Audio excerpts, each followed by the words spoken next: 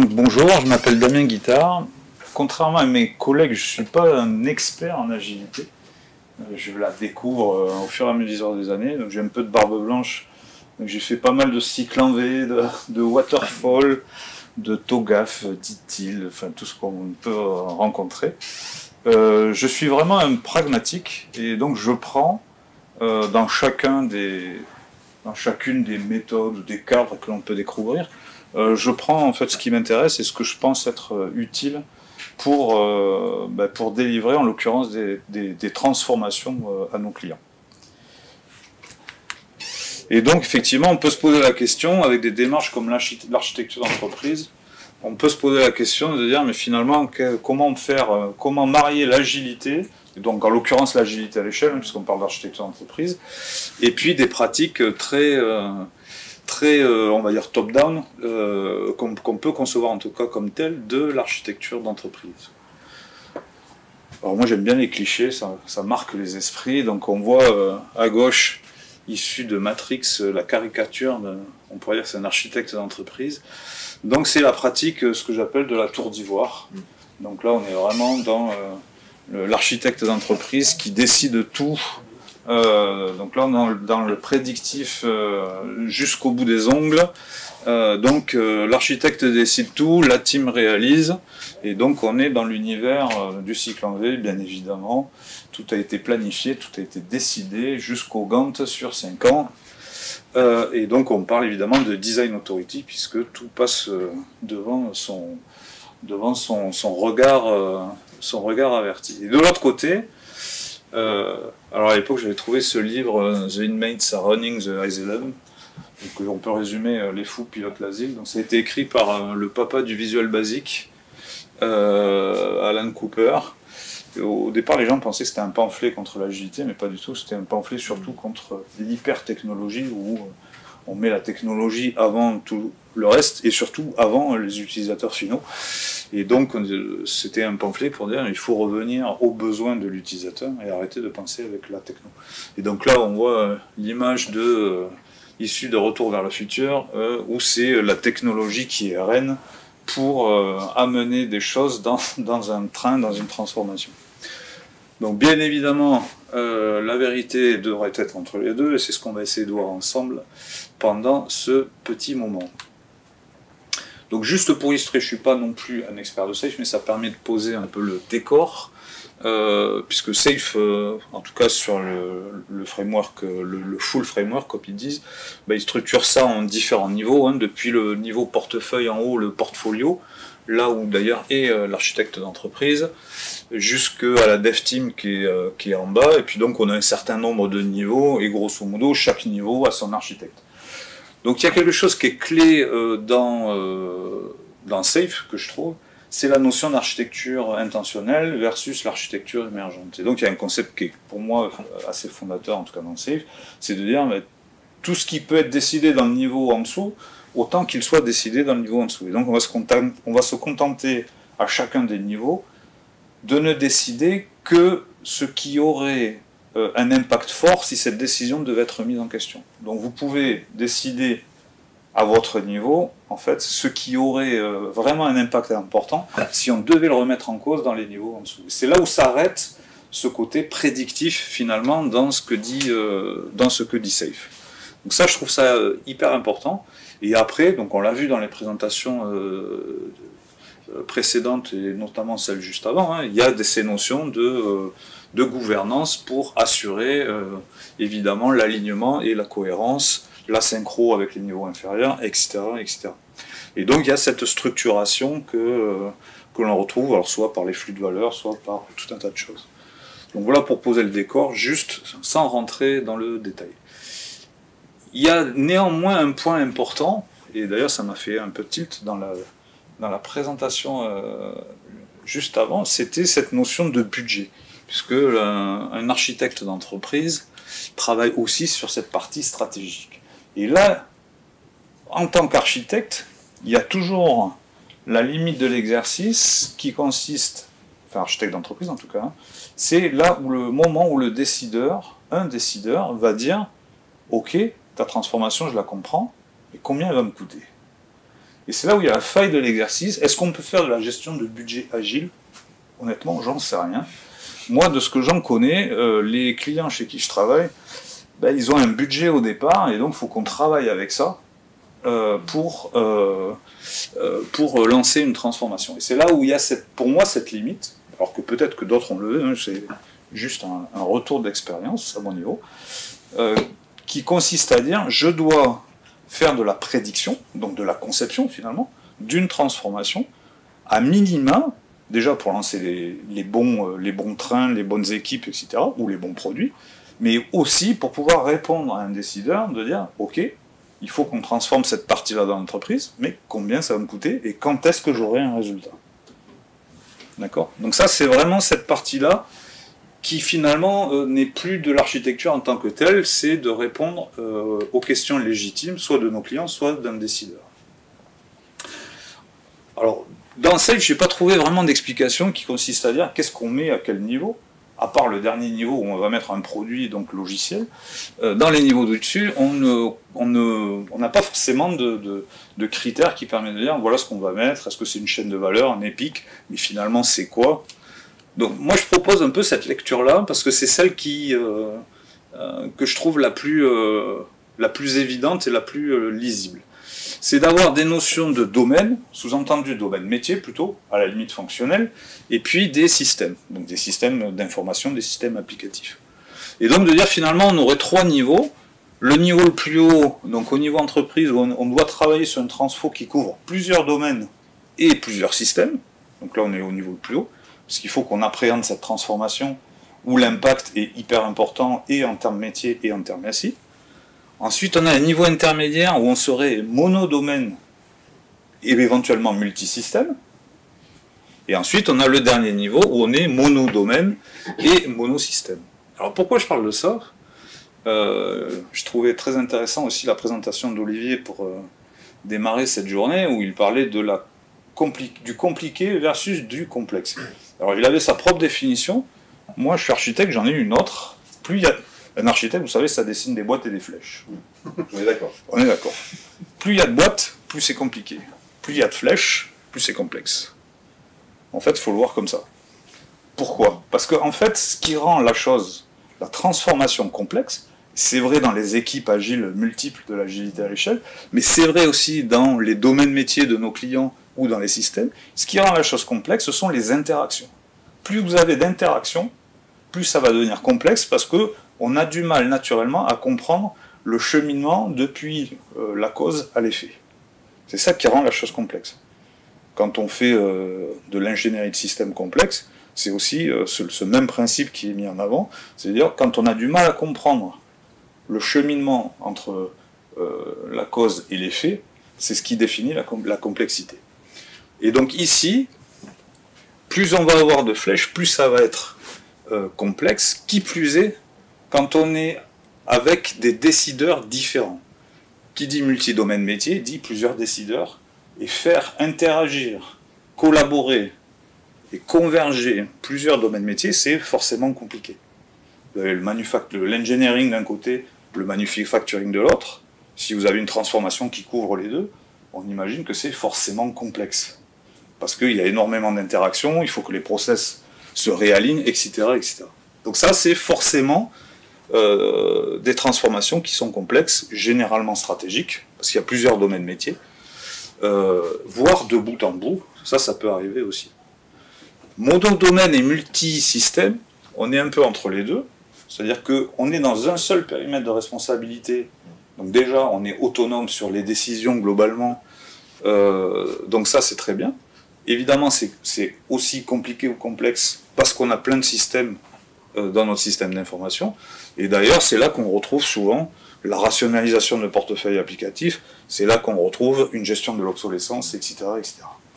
Mais là on est au milieu. Et ensuite, on a le monodomaine et le monosystème.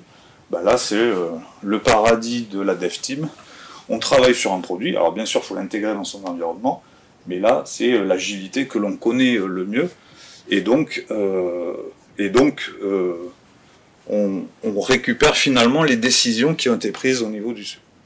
Donc quand on arrive comme ça à se dire, ben, finalement, combien de domaines métiers j'adresse, combien de systèmes je vais impacter par ma transformation.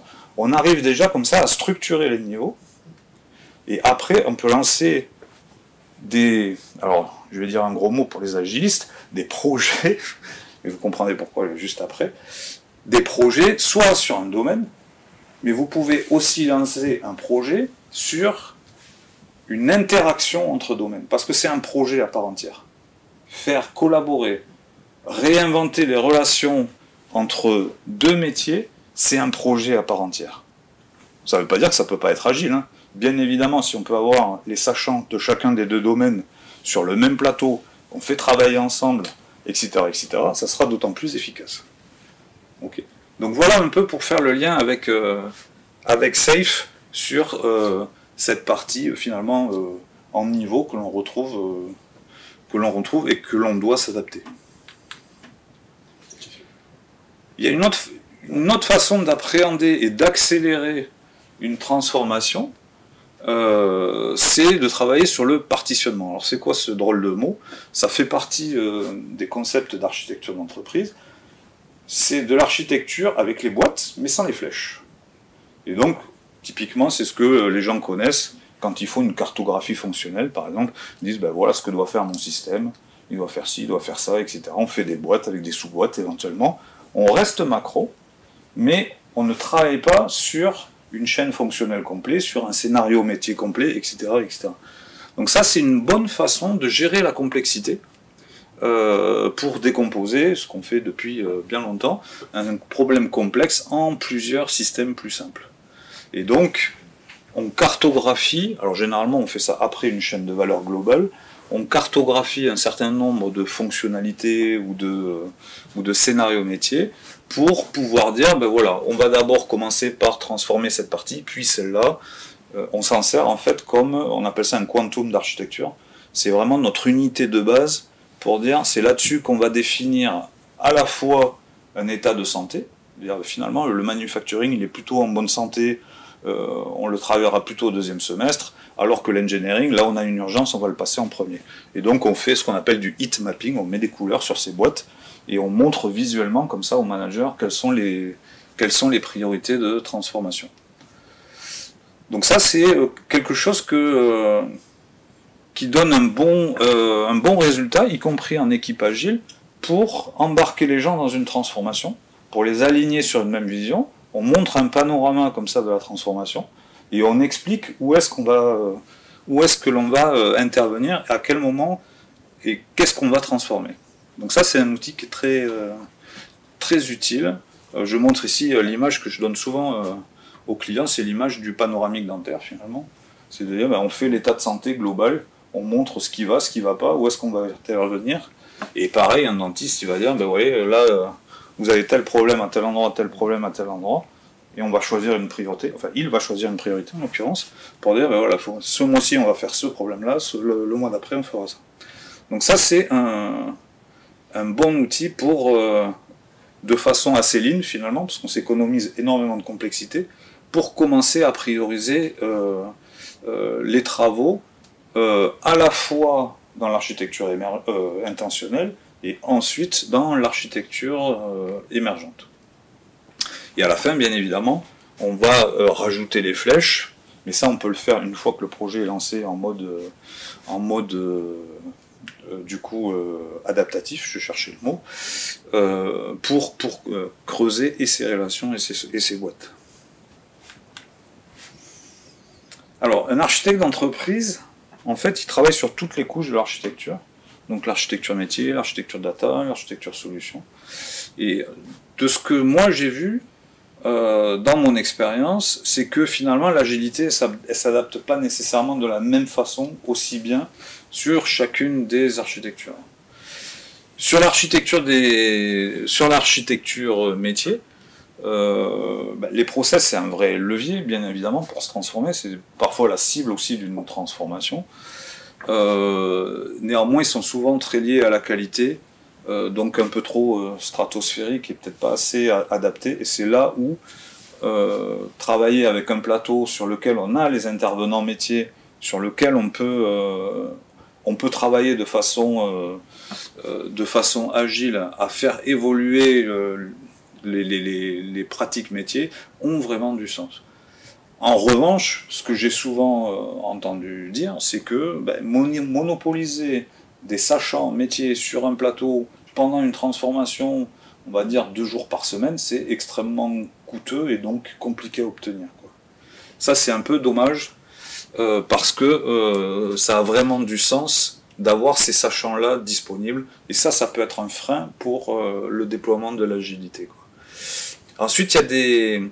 C'est pour ça que je vous dis, moi je suis assez pragmatique, il y a des méthodes qui sont d'avant l'agilité, je pense au business process management, au Lean Six Sigma, etc., qui ont fait leur preuve sur l'amélioration des pratiques métiers, hein, soit la chasse au gaspillage, soit des démarches classiques de business process management. Elles ont fait leur preuve, et oui, elles sont utiles. Bien sûr qu'elles sont utiles, et en revanche, je trouve qu'on a tendance un peu trop à les oublier,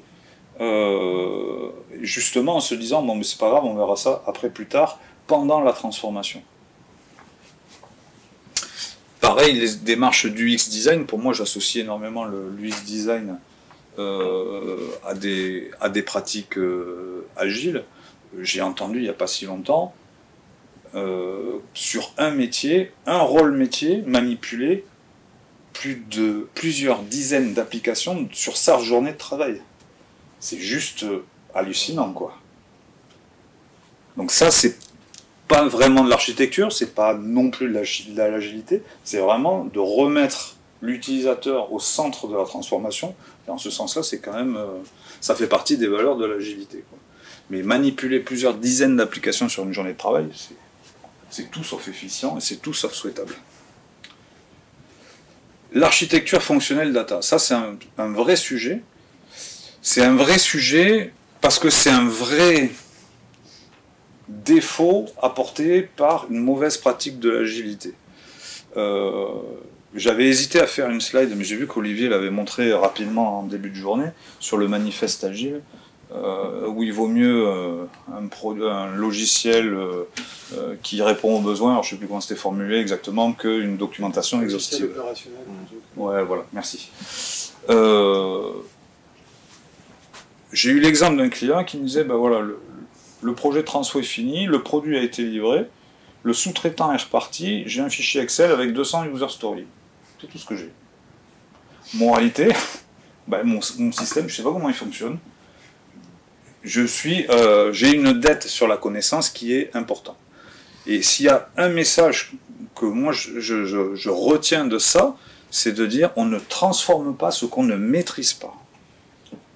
D'accord? Donc, effectivement, il vaut mieux un produit opérationnel qu'une documentation exhaustive, n'empêche que générer de la dette de la connaissance et de la dette de l'architecture, on ne sait plus comment marche un produit, c'est un vrai problème pour la continuité des transformations, pour la continuité des travaux d'architecture. Et ça, c'est un frein majeur. Et j'engage toujours, alors je ne sais plus qui parlait tout à l'heure, si c'est toi ou Olivier avant, du definition of ready, definition of done. Mais pour moi, dans le definition of done, on doit se mettre d'accord sur quelle est la documentation minimale que l'on doit livrer avec le produit à chaque étape, à chaque sprint, à chaque PI, ce qu'on veut. Mais aujourd'hui, très fréquemment, j'interviens sur des transformations où on dépense entre un quart et un tiers du budget à rattraper cette dette de la connaissance. On fait du reverse engineering, de la rétro-engineering, oui monsieur le client, mais comment vous travaillez? Oui monsieur le client, mais comment marche votre système d'information? Qui fait quoi, etc. Et ça c'est quand même terrible, quoi. Donc ça c'est pour moi un élément clé, c'est de travailler, de capitaliser sur la connaissance, une documentation, alors peut-être pas exhaustive, on n'est pas là pour écrire des ouvrages trop volumineux, mais d'avoir une documentation lean à minima sur l'architecture, comment le système travaille. Oui. Juste pour apporter une précision par rapport à ça, en fait, ce que tu expliques, c'est vraiment un travers du manifeste agile qui a souvent été mal interprété. Probablement. En tout cas, pris au pied de la lettre, alors qu'ils n'auraient pas dû. Les agilistes considèrent que c'est mal interprété parce que systématiquement les 4 valeurs sont formulées en disant il est préférable de plutôt que. Oui. mais ça ne sous-entend pas qu'il ne faut plus faire. Exactement, je suis bien d'accord. Sauf que, voilà, ceux qui cherchent les facilités ou veulent déformer les modèles, c'est très très simple de dire ah oui, regarde, j'ai un modèle. Donc on n'est plus obligé de documenter. Et effectivement, le sujet sur lequel on a insisté, nous, sur les histoires de Definition of ID et Done, effectivement, dans la Definition of Done, pardon, il y a ces aspects d'indicateurs, ces aspects de type de documentation qu'on doit avoir, etc. Ça, après, c'est chaque équipe qui, évidemment, qui va l'élaborer avec son product owner. Tout à fait. Mais c'est ça qui va renforcer la qualité intrinsèque. La qualité intrinsèque, elle n'est pas native comme ça. C'est là où l'architecte d'entreprise doit impulser, dans sa gouvernance, il doit impulser de dire oui, mais à minima, voilà ce que l'on doit retrouver à la fin sur la documentation de ce produit. Après, ça peut être des méthodologies liées au code, de documentation automatique.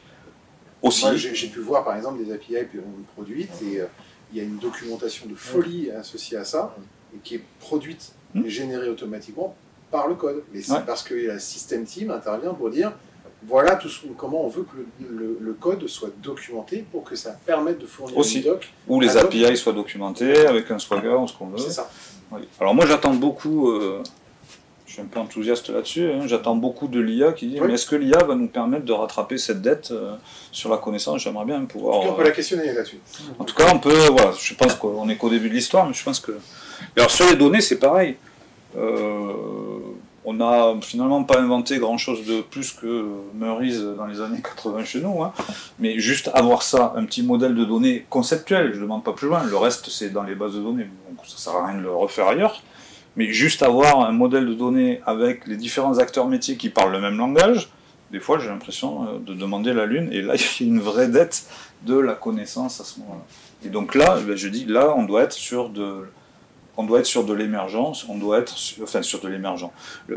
L'architecture émergente doit remonter ces informations-là et il doit y avoir une gouvernance pour cette connaissance-là. Ensuite, l'architecture applicative, qu'on peut appeler aussi architecture logique, alors là c'est un peu le rôle clé de l'architecte SI. Il y a des points clés comme l'approche master data où on n'a pas une donnée qui est répliquée à 50 endroits. Voilà, pouvoir documenter ça, de dire telle donnée elle est accessible à tel endroit, on ne la transforme pas, mettre des principes d'architecture, ça ce n'est pas être prédictif, c'est juste presque du bon sens de l'architecture pour capitaliser sur des bonnes pratiques et garder un SI qui soit évolutif, qui soit pérenne. Donc toujours pareil, l'architecture lean, on ne décide que ce qu'il est important de décider. Un architecte d'entreprise, il ne va pas décider quel est le composant, quel est l'event broker qui sera déployé sur tel système. Non, c'est pas le sujet, quoi. Si on peut remettre en cause cette décision au moment du dev, alors on n'a pas besoin de prendre cette décision-là, quoi. Et ensuite, donc, l'architecture technologique, pardon. Et donc là, c'est pareil. Il y a l'espace, c'est souvent ce qu'on dit en ingénierie système, il y a l'espace des solutions, il y a l'espace des contraintes. Il faut que la dev team travaille avec ces deux espaces-là. Oui, pour la créativité, oui, les meilleures architectures viendront des équipes agiles, et donc avec l'architecture émergente, mais on essaye de capitaliser au niveau de l'entreprise sur des briques technologiques qui sont maîtrisées, qui sont réutilisables, etc. etc. Donc il y a un univers des solutions, il est en partie grignoté par un univers de contraintes qui sont liées notamment aux règles de sécurité, par exemple, que l'on applique sur un système d'information. Donc l'application développée, elle va passer devant un comité d'architecture pour voir si les règles de sécurité sont bien respectées. Ça, c'est dans l'espace de contrainte. Notre espace de liberté de créateur, notre créativité, elle est forcément entachée par ça. Ce que j'ai souvent entendu, moi, dans l'agilité, c'est livrer un logiciel, c'est livrer une appli. Oui, mais une transformation, c'est pas que ça. Quand on en est à livrer une appli, on a déjà été assez loin dans l'analyse, on a déjà été assez loin dans ce qu'on attend de la transformation, quoi. Donc finalement, quand on en est à faire l'appli, le gros des problèmes, il est derrière nous. C'est-à-dire que le métier sait comment il doit travailler demain, on sait comment le système d'information doit être organisé dessous pour éviter d'avoir de la redondance fonctionnelle, pour éviter d'avoir des trous dans la raquette, etc., etc. Mais je pense que quand on pense agilité, à un moment donné, il faut prendre de la hauteur pour dire c'est pas un nouveau besoin, une nouvelle appli. D'accord ? Il y a une architecture métier qui est en amont, et il y a une architecture SI qui fait que on essaye de rationaliser autant que faire se peut notre système d'information pour qu'il reste pérenne et évolutif. Donc l'architecte d'entreprise, lui, il traverse toutes ces couches d'architecture, il doit les manipuler, et quand on cadre une transformation, alors cadrage, je ne sais pas si c'est un gros mot pour les agilistes, mais c'est justement cette partie intentionnelle. Finalement, c'est à quoi on doit réfléchir, jusqu'où on doit aller des décisions pour pouvoir lancer une transformation. C'est ça en fait la partie prédictive, c'est la partie intentionnelle de l'architecture. Donc l'architecte d'entreprise, lui, son but, c'est de lancer une transformation dans de bonnes conditions, avec un bon niveau de risque, et en pouvant répondre à ses supérieurs, oui, la transformation, elle sert à ça, et elle va coûter tant. D'accord ? Olivier l'a souvent répété ce matin, le pourquoi. On sait pourquoi on travaille, ça c'est hyper important. Et pour moi, un des rôles des couches supérieures, quand on fait l'agilité à l'échelle, et notamment de l'architecte d'entreprise, c'est de pouvoir rappeler le pourquoi. D'accord ? Imaginez, si certains ont fait du golf, c'est pas compliqué le golf, on a une balle, un point de départ, un point d'arrivée, on doit aller mettre la balle dans le trou. Et finalement, à chaque itération, à chaque PI, on doit se dire, est-ce que je me suis rapproché du trou ? Et l'architecte d'entreprise, il doit être là pour le rappeler là. Oui, mais notre cible, elle est là. La vision dans l'agilité, c'est important. C'est aussi important dans l'architecture d'entreprise. Quelle est notre vision de la cible ? Et est-ce qu'à chaque sprint, à chaque PI, on peut dire, oui, effectivement, je me suis rapproché du trou. Et là, on est bon. On montre le drapeau sur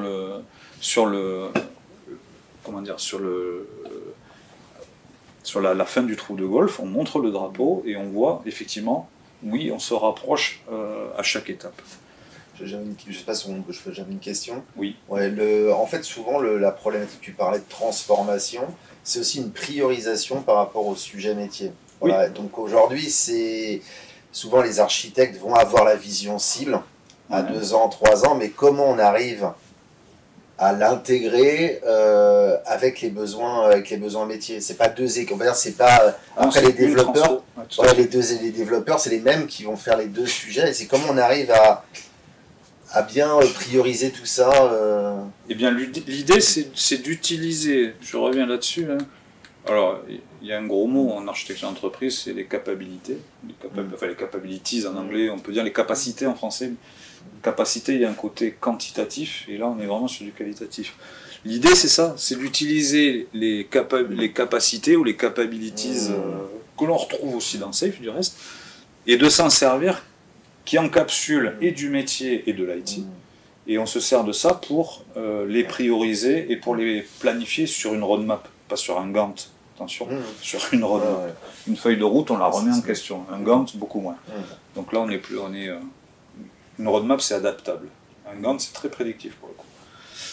Donc, on se sert des capabilities, métier et IT, pour planifier ça. Mais ça, dans ce que j'ai constaté, les gens partent trop vite dans la technique et dans la solution, et ils perdent cette vision par rapport au métier en disant oui, mais c'est un tout qu'on doit faire. Parce qu'en fait, par rapport à ce que tu disais, genre, les boîtes, effectivement, ça fait très architecture. Tu dis, je fais les boîtes sans des flèches, mais dès que tu es sur du processus, tu as des flèches tout de suite qui arrivent et qui vont lier les boîtes, entre elles, quoi. Donc, c'est pas simple, en tout cas, d'arriver à... Oui, c'est d'où l'approche par les capacités qui permet de s'affranchir en prédiction, en tout cas en priorisation de cette complexité-là. Après, effectivement, quand on analyse le problème, on est bien obligé de rajouter des flèches entre les sous-boîtes de notre boîte, quoi.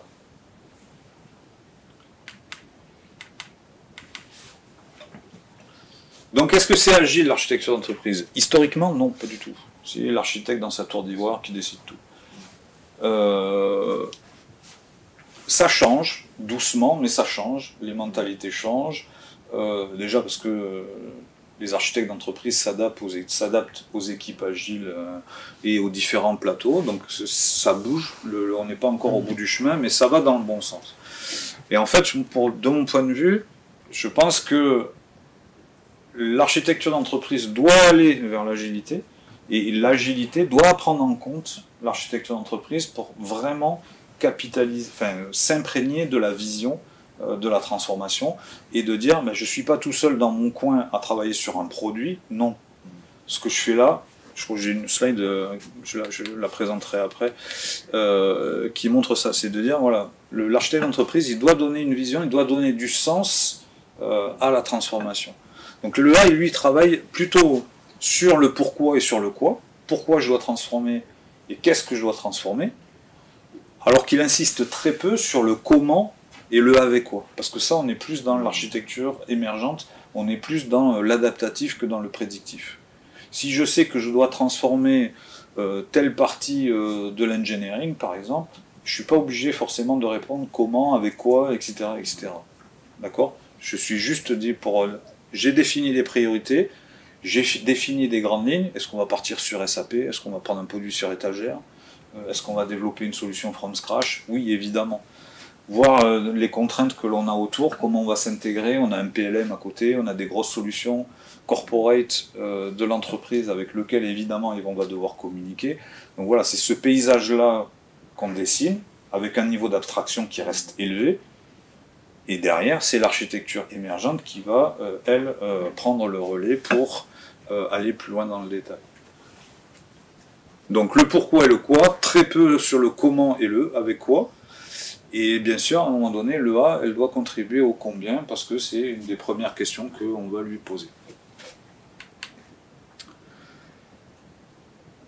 Donc, si je reprends un peu ce qu'on s'est dit, donc l'architecture en tour d'ivoire, elle doit appartenir au passé. On doit aller vers du management 3.0, on doit aller vers de l'agilité à l'échelle, parce que...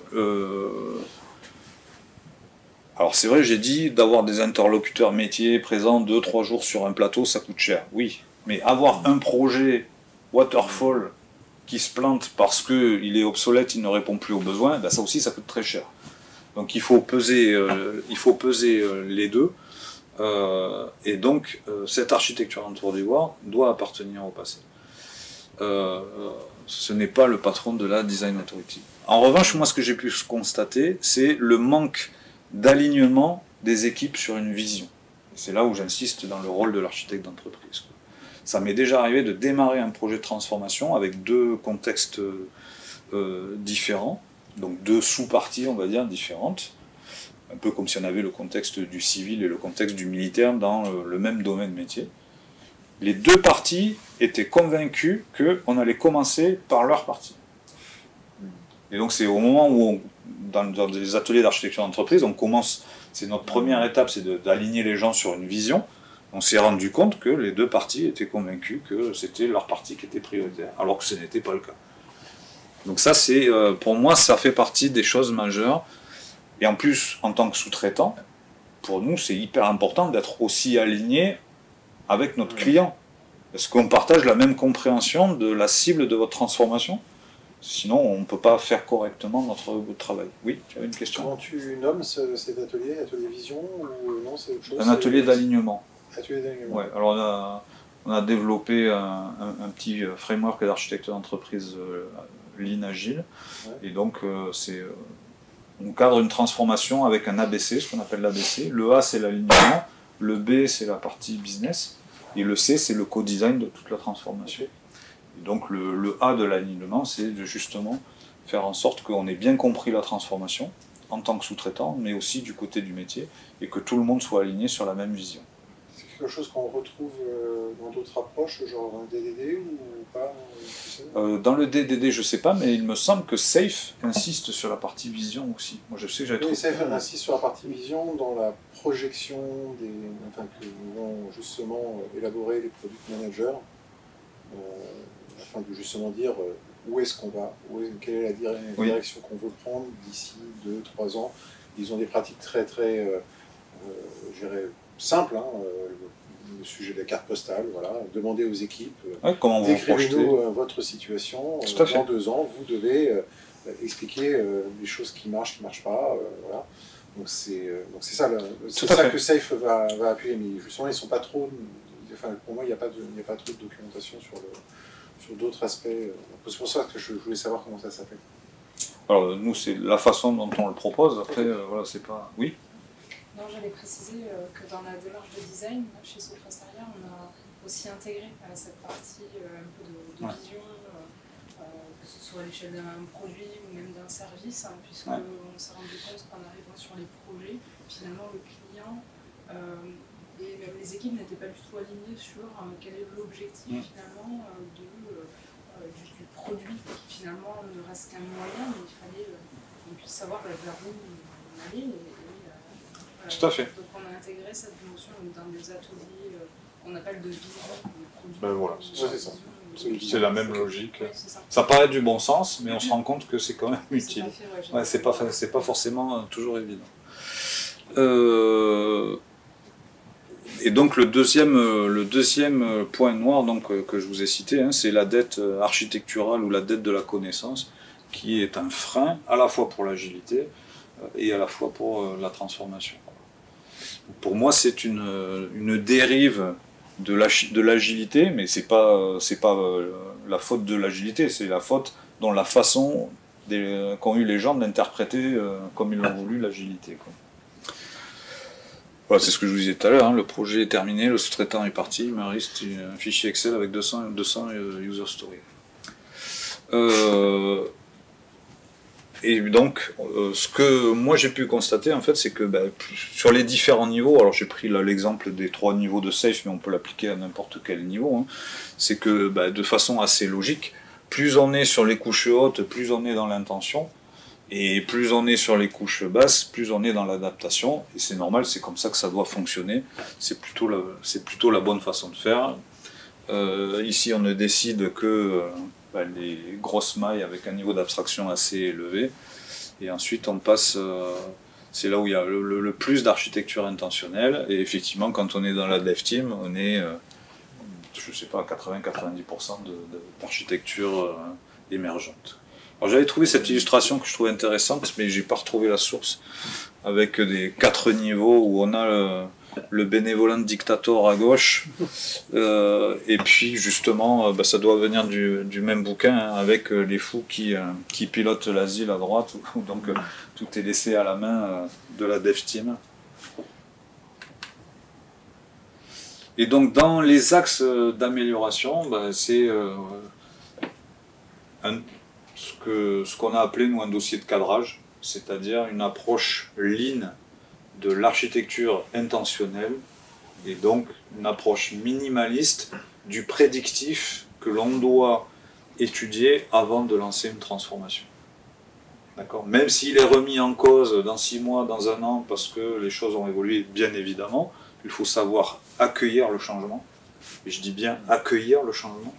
C'est ainsi. En revanche, voilà, avoir une vision globale de la transfo, les décisions minimales sur l'architecture cible en termes métiers, en termes du système d'information, juste parce qu'il faut pouvoir dire est-ce qu'on va le faire dans SAP ou est-ce qu'on va lancer un produit spécifique.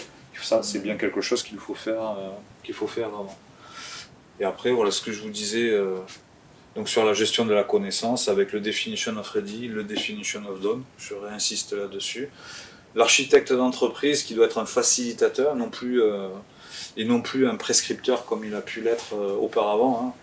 Hein. On doit être un catalyseur d'intelligence collective, pas un prescripteur et pas un bénévolent dictateur comme on l'a vu juste avant. Et enfin, donner du cadre, mais c'est même pas vrai que pour l'architecte d'entreprise, c'est déjà soit parce qu'on a de la seniorité, ou soit parce qu'on est dans les différents niveaux, tu as dû le voir aussi en gouvernance forcément, c'est donner du sens à la transformation. C'est l'image du tailleur de pierre à qui on pose la question, le premier tailleur de pierre, on lui pose la question de ce qu'il fait, il dit, je taille des pierres, on me paye pour tailler des pierres, je taille des pierres. Et puis un peu plus loin, on recroise un autre tailleur de pierre, on lui pose la même question, et il dit moi je construis le palais qui est un petit peu plus loin. Donc on appelle ça subsumer en français, c'est la capacité à s'inscrire dans un dessin qui est plus grand. Et je pense que c'est notre rôle en tant que architecte d'entreprise, en tant que manager ou en tant que personne en responsabilité ou qui a de l'expérience, de pousser les gens à s'inscrire dans l'ouvrage global plus que dans la réalisation d'un produit unitaire ou d'une liste de user stories dans un backlog. Voilà. Donc, les deux doivent faire un pas vers l'autre, que ce soit l'agilité et l'architecture d'entreprise. Et il y a, bien évidemment, on a besoin des deux. Aujourd'hui, l'efficience, moi, mon motto, c'est de rendre des transformations efficientes et effectives. Donc, on arrive bien au résultat que l'on voulait, mais aussi de façon efficiente. Et pour ça, on a besoin et de l'architecture d'entreprise et de l'agilité, et en l'occurrence de l'agilité à l'échelle. Je crois que je suis dans le timing. J'avais une question, merci déjà. Et en fait, le constat souvent, c'est que l'ambition métier est de dire on veut transformer quelque chose.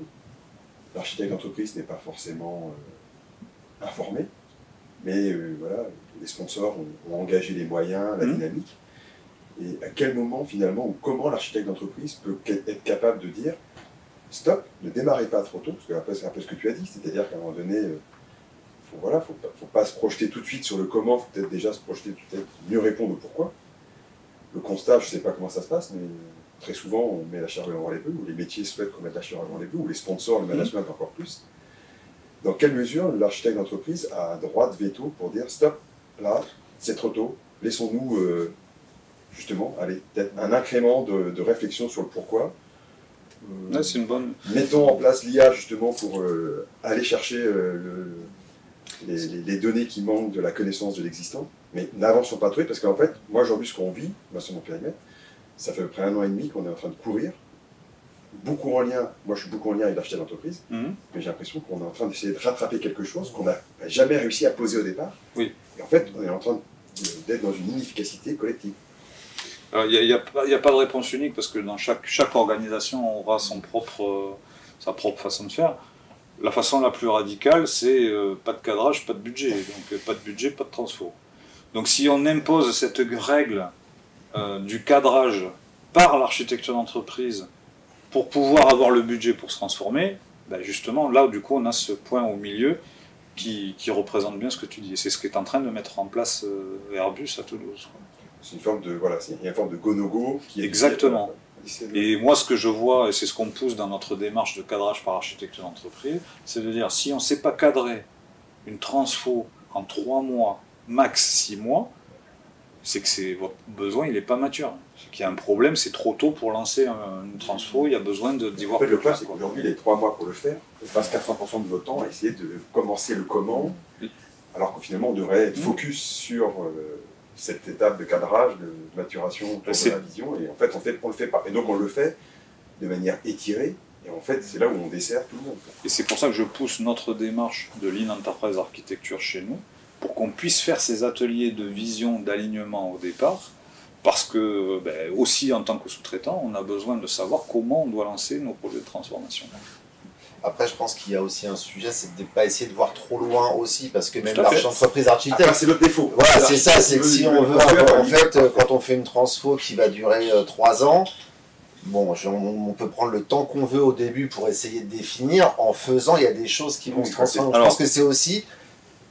comment on ne voit pas trop loin, on arrive à engager... Voilà, ça, c'est intéressant. Des choses. J'en ai pas parlé, mais moi j'encourage à distinguer l'ambition des objectifs de la transformation. Il y a une ambition globale, qui dit oui, moi, mon métier, dans tant de temps, je le vois comme ça. Ça, c'est une ambition. Ok, très bien. Mais ensuite, il faut savoir la ramener à une transformation qui, elle est beaucoup plus time-boxée, et en tout cas sur lequel on puisse mettre des objectifs tangibles. Je ne sais plus qui parlait de ça, c'était toi ou Olivier, mais à un moment donné, on doit livrer quelque chose de tangible. Et un projet de transformation, il doit livrer un objectif, des résultats qui sont tangibles. Et donc transformer l'ambition globale des métiers là où il se voit dans 3 ans, où il se projette dans 3 ans, avec des objectifs de transfo qui, eux, sont vraiment tangibles, ça, c'est une étape importante du cadrage aussi. Il y a aussi un élément que tu avais peu évoqué, c'est la notion de dette. Oui. C'est pas facile, parce que je pense que pour un architecte d'entreprise, c'est peut-être pas évident de dire qu'il va fabriquer de la dette dans la trajectoire pour arriver à la cible. Et pourtant, je pense que dans la pratique agile, la dette est intrinsèquement dans la méthode, au même titre que l'erreur, au même titre que l'expérimentation. Mais elle n'est pas facile aujourd'hui à être acceptée, parce qu'elle est souvent rarement budgétée en amont. On budgète finalement à les méthodes anciennes, c'est-à-dire la ligne idéale. En fait, alors qu'on devrait toujours peut-être ajouter 5-10% pour être accepté, de ne pas discuter qu'il y a peut-être des choses qu'on va faire et défaire, mais que ça fait partie du principe de pouvoir aller, pas vite, parce que c'est pas le bon terme, mais de pouvoir avancer par étapes successives, d'apporter de la valeur très tôt, mais parfois en acceptant de faire de la dette. Et je crois que cette culture-là, aujourd'hui, elle n'est pas encore totalement... Alors, en théorie, je vous rappelle, je ne suis pas un gourou de l'agilité, mais il me semble que dans les cycles agiles, il est prévu des étapes de refactoring justement pour éviter de générer cette dette et de dire bon là on a fait un truc un peu vite pour livrer de la valeur rapidement, mais il va falloir qu'on le reprenne de façon beaucoup plus industrielle. Parce que c'est pas dans les budgets. Parce que ce que dit l'agile, c'est en fait la qualité, c'est pas négociable. Donc en fait le message derrière, c'est on doit toujours construire en qualité avec un message sous-jacent qui est la dette technique. On doit la gérer au fil de l'eau, balayer, nettoyer la chambre tous les jours, plutôt que de faire un gros tas. Mais effectivement, ça c'est l'idéal. Dans la pratique, des fois c'est un peu plus compliqué. Effectivement, si on n'a pas bien balayé au fil de l'eau, quand on commence à avoir cher pour être compétitif, pour plein de bonnes raisons, quand on a le gros tas de poussière et qu'on dit en fait faut tout arrêter parce que là en fait faut nettoyer, c'est vrai que c'est plus dur. Je sais pas ce que tu voulais dire. Oui, non, c'est ce que j'allais dire, c'est qu'en fait pour moi refactoring et côté architecture et amélioration continue finalement de la part des équipes agiles, c'est quand même deux sujets qui se rejoignent et c'est au travers de l'amélioration continue effectivement qu'on peut être amené à se dire là il va peut-être falloir effectivement prendre un moment pour réécrire certaines choses. La question que j'avais aussi c'était par rapport là aux règles de prise de décision et autres. Est-ce que pour toi, c'est pas justement dans la design authority que ça doit être écrit, de dire voilà, comme tu disais, s'il n'y a pas de cadrage, il n'y a pas de budget, on peut très bien être amené à tout à fait. chose. Enfin, moi, si j'ai ça, c'est que voilà, chez nous, c'est ce qui s'est passé. C'est à un moment donné, les architectes d'entreprise se sont retrouvés quand même bypassés par pas mal d'équipes. Parce que, ce qui compte, c'est le besoin du métier, la manière de faire, comme l'entend l'architecture, c'était devenu quasiment de moindre importance, quoi. Donc, l'architecture d'entreprise a repris la main, a redéfini des aspects de design authority. Néanmoins, on a une architecture d'entreprise chez nous qui reconnaît énormément cette notion de bon équilibre à trouver selon les contextes entre l'architecture intentionnelle et émergente. Le point qui est difficile encore dans mon écosystème, c'est la notion des ADR. C'est comment les architectures decision record sont effectivement, donc on prend une décision, une techno, pour un besoin donné, mais on va pas se reposer la question 50 fois dans l'organisation pour le même type de sujet. Il faut avoir une logique de diffuser ces prises de décision, donc dans l'entité déjà où on se trouve, mais de dire ça va sûrement être utile pour d'autres branches du groupe. C'est là où animer des comités transverses, cross-équipe, cross-train. Du coup, il faut avoir sur les 3 niveaux qu'on a dans l'agilité à l'échelle, équipe, train, portfolio, ou chaîne de valeur et portfolio, il faut avoir justement des comités de jonction où on a des gens qui viennent aussi bien d'en haut que d'en dessous. Mais c'est sûr. Et c'est là où il faut arriver à les faire communiquer régulièrement et de dire qu'est-ce que vous avez remonté comme chose intéressante, comment vous l'avez tracé, et comment on le réutilise, comment on le généralise, comment on ne vous bloque pas parce qu'il faut le généraliser, parce que des fois faire quelque chose de commun peut devenir bloquant pour ceux qui voulaient aller vite. Donc c'est toujours arriver à trouver ces bons équilibres. Et c'est là où la posture de l'architecte d'entreprise est hyper importante, parce qu'il ne doit pas arriver en dit acteur bienveillant, comme on l'a vu tout à l'heure, ça doit être vraiment quelque chose de collaboratif. L'autonomie de l'architecture émergente, les gens la cachent de peur qu'elle soit parfois ça peut. Mais pas acceptée parce que elle n'a pas été anticipée et finalement plutôt que de la d'en faire profiter tout le monde, on a Ouais, je tendance comprends. à la mettre Sous le tapis. Ouais, ce que je vois, c'est- de peur de se faire gronder. Quoi. C'est surtout, normalement, voilà, des équipes ont besoin de développer des nouvelles solutions. Basiquement, elles ont besoin d'un bac à sable technologique sur lequel elles doivent pouvoir jouer et peut-être explorer effectivement de nouvelles idées. Et c'est là où, comme tu dis, voilà, alors, soit il y a le mode caché, on le fait, et puis on développe, et à un moment donné, on dit regardez, on a trouvé la super solution, bah, mais sauf que maintenant, pour le remettre en structure, c'est un peu compliqué. Ou alors, on est justement en mesure de remonter ce qui vient de cette architecture émergente et de dire bah, tiens, ça peut être utile, on le valide là au niveau du dessus, et si on est sur 3 niveaux, ça va, ça coulisse quoi. C'est pas un sujet facile, hein, mais c'est effectivement, il faut avoir cet état d'esprit d'architectes qui viennent voir les équipes. Oui, Régulièrement. changement de posture, clairement. Descendre de la tour d'ivoire, ça c'est pas évident. C'est là où l'équilibre est compliqué entre avoir le mandat et la légitimité. Ouais. Parce qu'effectivement, il faut que l'entreprise, elle instaure ce passage avec l'architecte d'entreprise pour calibrer une transformation.